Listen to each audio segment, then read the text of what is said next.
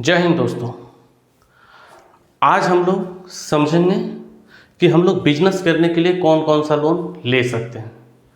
अब कुछ भी लोन जा करके उठा लेंगे या बैंक से कुछ भी लोन मांगेंगे तो आपको नहीं मिलेगा। सबसे पहले आपका प्रपोजल क्लियर होना चाहिए कि आपको करना क्या है, क्या करेंगे आप लोन ले करके।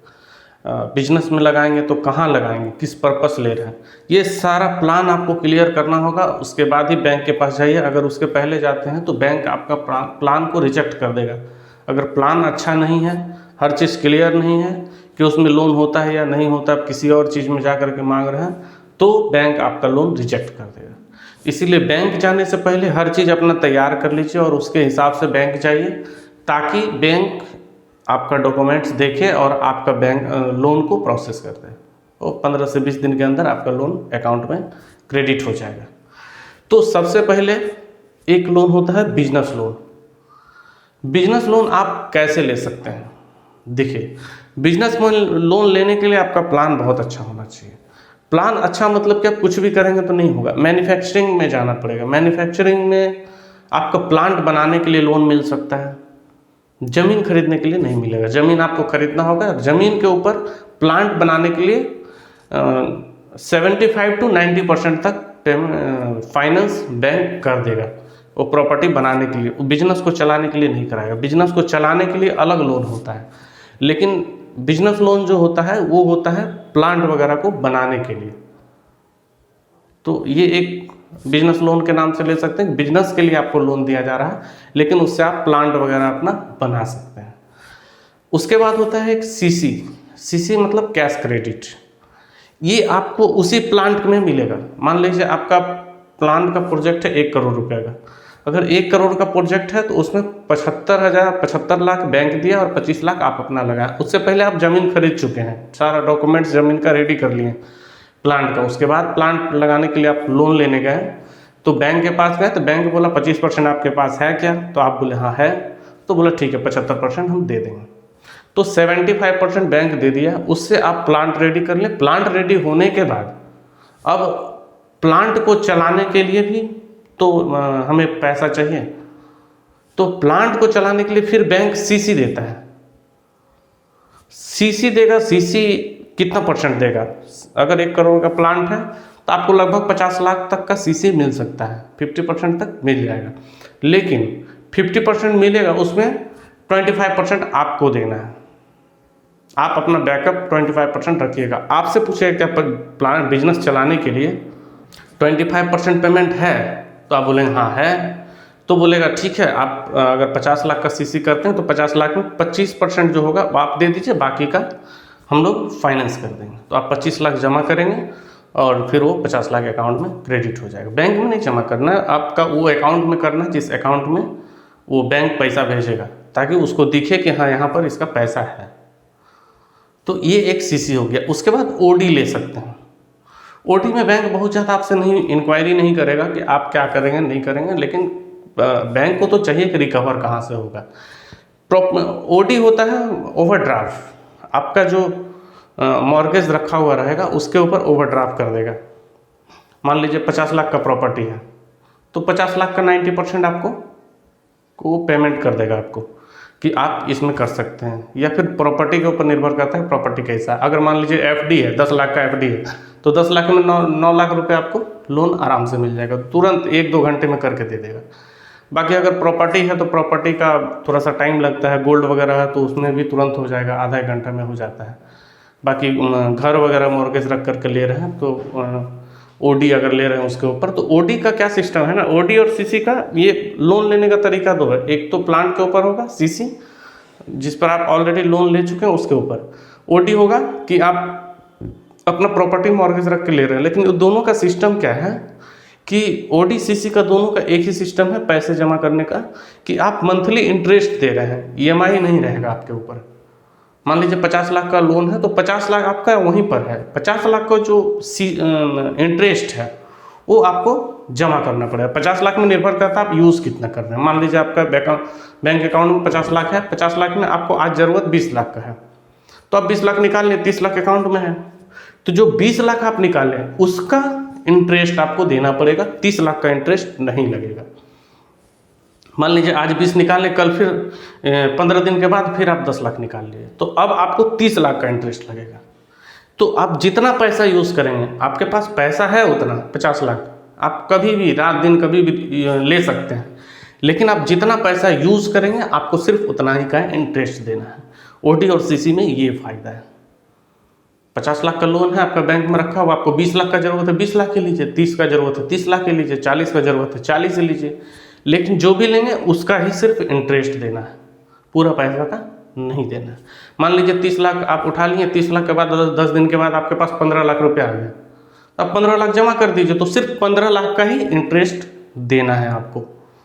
तो ये फ़ायदा होता है। ऐसा इसलिए किया गया है कि आप मान लीजिए नया बिजनेस स्टार्ट कर रहे हैं, तो या फिर पुराना ही बिजनेस है उसको रोटेशन करना है, तो रोटेशन करने में हर महीना अगर आप EMI भरेंगे, 50 लाख का EMI बहुत हो जाएगा, तो अगर हर महीना आप EMI भरेंगे तो आपके हाथ में पैसा कम बचेगा, आपका पेमेंट शॉर्ट पड़ जाएगा। इसीलिए बैंक ऐसा सिस्टम किया है कि आप सिर्फ इंटरेस्ट दीजिए, पैसा आप यूज़ करिए।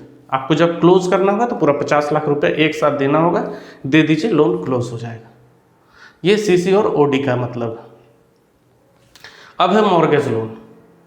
मॉर्गेज लोन बैंक आपसे बहुत ज़्यादा नहीं पूछेगा, लेकिन इतना तो प्रूफ करना पड़ेगा कि आप पैसा लेकर के करेंगे क्या। मॉर्गेज लोन मैंने घर रख दिए या कोई प्रॉपर्टी रख दिए, फ्लैट रख दिए, रख करके मान लीजिए 50 लाख का फ्लैट है या घर है 50 लाख का, तो उसमें 75 to 90% तक फाइनेंस हो जाएगा। वो पेमेंट आप कहीं भी यूज़ कर सकते हैं, कहीं भी यूज़ कर सकते हैं, ऐसा कोई दिक्कत नहीं है कि आप जिस बोल करके लिए वहीं यूज़ करना, आप कहीं भी करिए, लेकिन बैंक को उसका प्रूफ कुछ ना कुछ देना पड़ेगा और बहुत ज़्यादा ज़रूरत नहीं होता है, थोड़ा मोड़ा ज़रूरत होता है। जैसे ODCC के लिए ज़्यादा ज़रूरत है, वैसे इसके लिए ज़्यादा ज़रूरत नहीं, क्योंकि आप अगर पेमेंट बैंक को नहीं देंगे तो आपका प्रॉपर्टी बैंक बेच करके बैंक अपना पेमेंट रिकवर कर लेगा। तो वहाँ बैंक का बहुत ज़्यादा रिस्क नहीं है। CC में रिस्क है, OD में रिस्क नहीं है। बिजनेस लोन में भी थोड़ा सा रिस्क है, क्योंकि वो प्रॉपर्टी के ऊपर दे रहा है, जो प्रॉपर्टी बना रहे हैं, पता नहीं बनने के बाद उतना वैल्यूएशन होगा कि नहीं होगा, ये सारा चीज़ होता है। तो मॉर्गेज लोन में बैंक को फ़ायदा है, आपका बहुत ज़्यादा फ़ायदा नहीं। इसमें आपको EMI भरना पड़ेगा। इसमें CC OD भी करवा सकते हैं, लेकिन ज़्यादातर इसमें EMI ही आता है। तो एक ले सकते हैं पर्सनल लोन। पर्सनल लोन का इंटरेस्ट बहुत ज़्यादा होता है, उसमें भी आपसे कोई इंक्वायरी नहीं होगा कि आप क्या करेंगे नहीं करेंगे, थोड़ा सा बस जानकारी दे दीजिए क्या करेंगे। मैंने 100 में से 5% इंक्वायरी होगा कि करेंगे क्या। तो पर्सनल लोन दो तरह से होता है, आपके सैलरी का ऊपर, आपका इनकम का ऊपर। आपका मंथली अगर बिजनेस है तो मंथली जो इनकम है उसके ऊपर पर्सनल लोन हो सकता है, या फिर आपका अगर सैलरी है, गवर्नमेंट जॉब है या प्राइवेट जॉब है, जो भी है, तो सैलरी के आधार पर पर्सनल लोन आपको मिल सकता है। वो आपका इनकम के ऊपर निर्भर करता है कि आपका इनकम कितना है, उसके ऊपर मिल सकता है। इसका इंटरेस्ट बहुत ज़्यादा होता है। अगर किसी का इंटरेस्ट 10% लग रहा है तो इसका 16% लगेगा। सबसे महंगा इंटरेस्ट होता है पर्सनल लोन का, क्योंकि उसमें अगर आप पैसे डुबा देंगे या ले करके भाग जाएंगे तो रिकवर का कोई ऑप्शन बैंक के पास नहीं होता है कि आपका कोई प्रॉपर्टी सेल कर दिया या कुछ कर दिया वहाँ से ले लिया, ऐसा नहीं। आपको लीगली बैंक आपको नोटिस भेजेगा, बैंक आपका घर जाएगा, आपसे बोलेगा, रिक्वेस्ट करेगा कि भैया पेमेंट हमारा है, दे दीजिए दे दीजिए दे दीजिए। नहीं भी देंगे, मैंने मान लीजिए आप थोड़ा सक्षम नहीं है, आप अगर दिक्कत में आ गया तो आपको बोलेगा सेटलमेंट कर लीजिए, तो लगभग आप 50% तक में सेटलमेंट कर सकते हैं।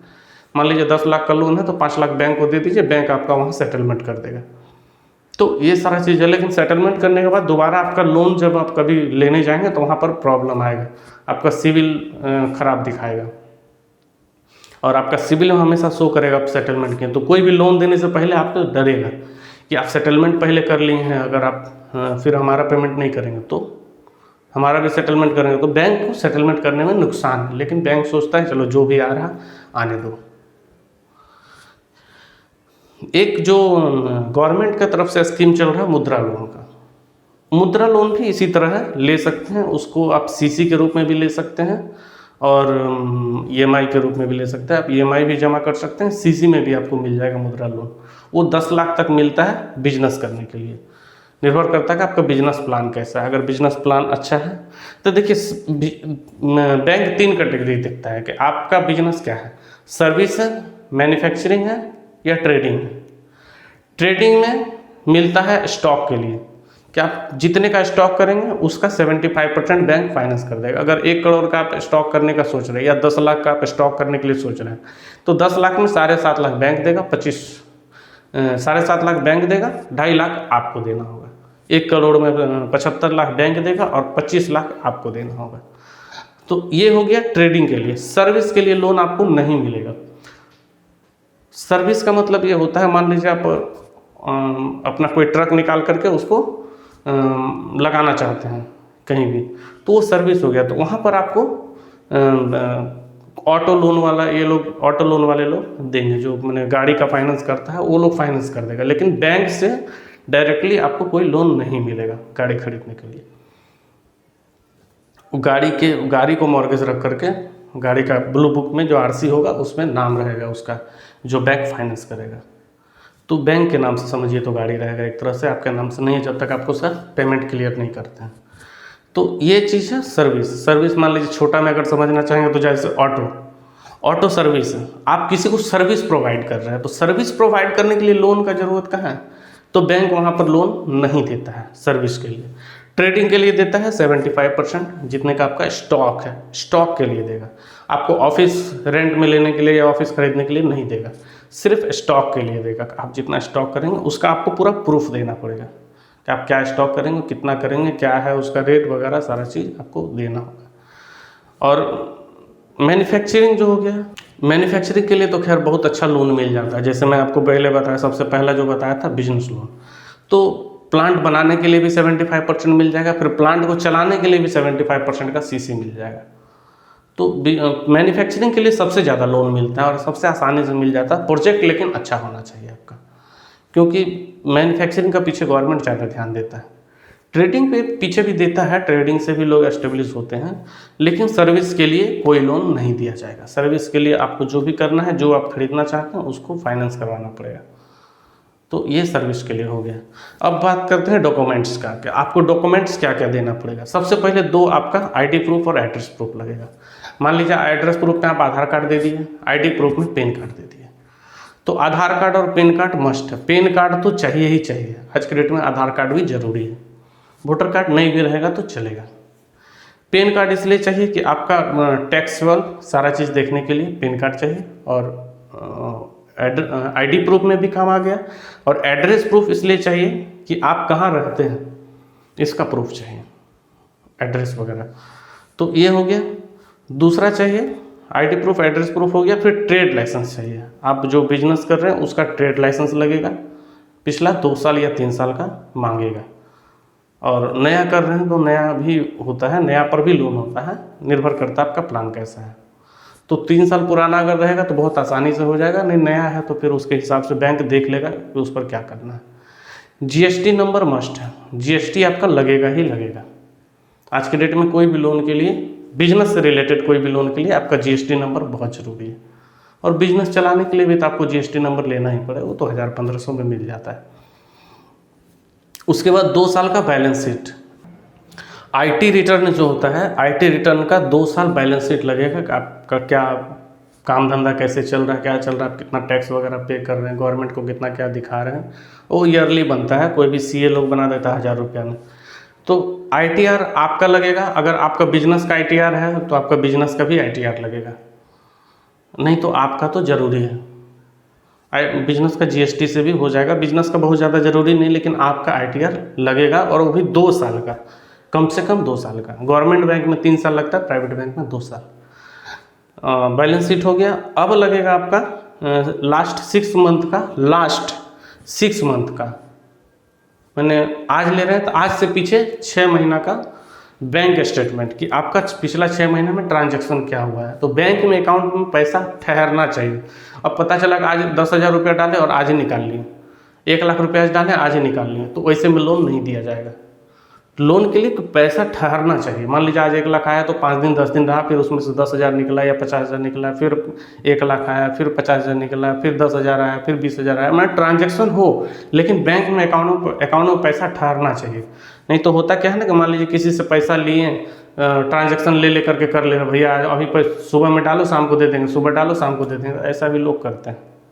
तो इसी सब के लिए बैंक बोलता है कि अकाउंट में पैसा ठहरना चाहिए। उसके बाद 2 फोटो लगेगा आपका, और एक को एप्लीकेंट या गारंटर लगेगा।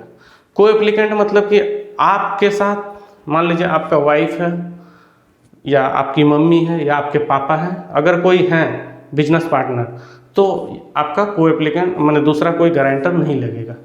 या फिर आपका बिजनेस पार्टनर है, पार्टनरशिप फॉर्म पर अगर लोन ले रहे हैं तो पार्टनरशिप फॉर्म पे भी ले सकते हैं, तो आपका पार्टनर जो होगा वो को एप्लीकेंट बन जाएगा, तो वहाँ गारंटर का ज़रूरत नहीं पड़ता है।